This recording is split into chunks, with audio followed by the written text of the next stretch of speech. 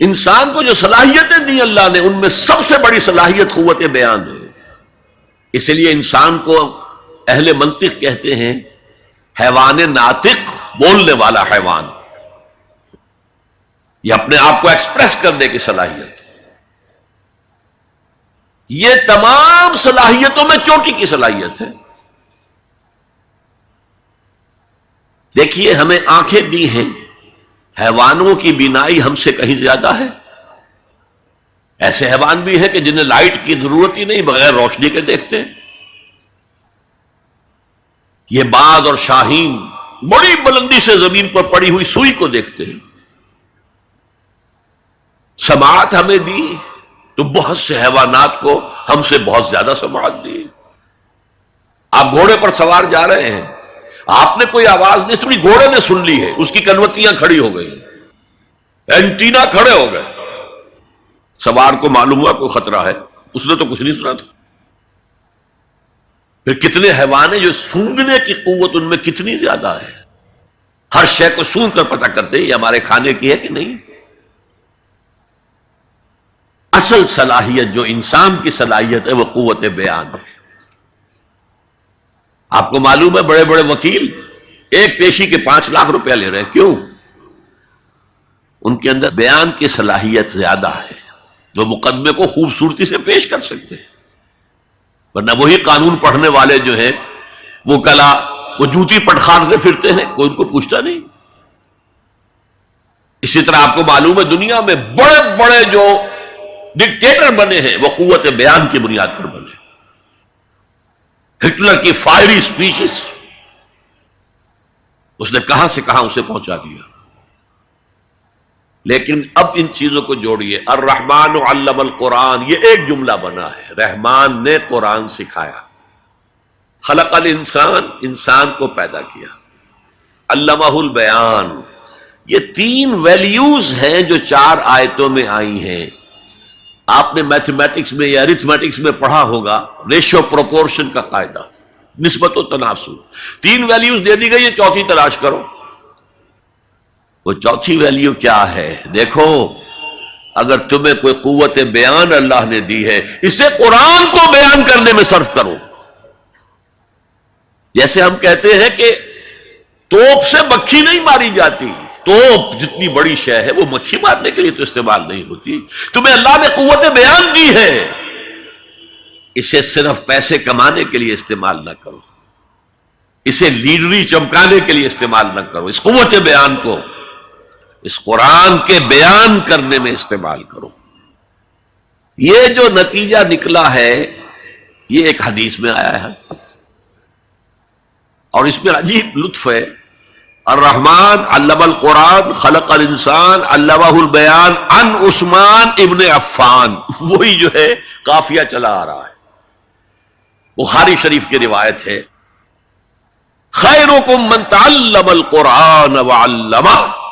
تم میں سے بہترین لوگ وہ ہیں جو قرآن سیکھیں اور سکھائیں، پڑھیں اور پڑھائیں، سمجھیں اور سمجھائیں. یہ بہترین ہے، اس کو بہتر نہ کہیں. یہ خیر کے بعد من آ جائے گا تو یہ کمپیریٹیو ڈگری ہوگی. انا خیر منہ، ابلیس نے کہا تھا میں اس آدم سے بہتر ہوں. خلقتنی من نار خلقتہ من طین، مجھے تو نے آگ سے بنایا، اسے مٹی سے بنایا. اگر من نہ آئے تو یہ سپرلیٹیو ڈگری ہے. خیرکم، تم میں سے بہترین لوگ وہ ہیں جو قرآن سیکھیں اور سکھائیں. کاش یہ حدیث نقش ہو جائے نوجوانوں کے دل پر. کیریئرز کی تلاش کرتے ہیں، ایم بی اے کر لیں، کمپیوٹر میں ایم ایس کر لیں، کیریئر بنے گا، تنخواہ اچھی ملے گی.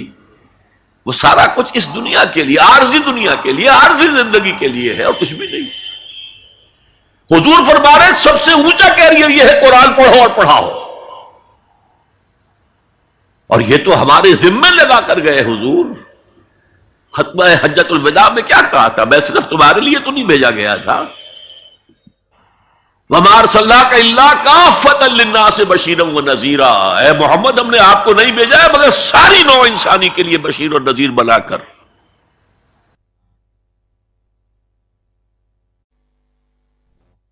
تو حضور نے تو تبلیغ ابھی صرف اہل عرب تک کی تھی، رسول تو تھے وہ پوری نوع انسانی کی، وہ کون کرے گا؟ وَكَذَلِكَ جَعَلْنَاكُمْ أُمَّةً وَسَطًا لِتَكُونُوا شُهَدَاءَ عَلَى النَّاسِ وَيَكُونَ الرَّسُولُ عَلَيْكُمْ شَهِيدًا۔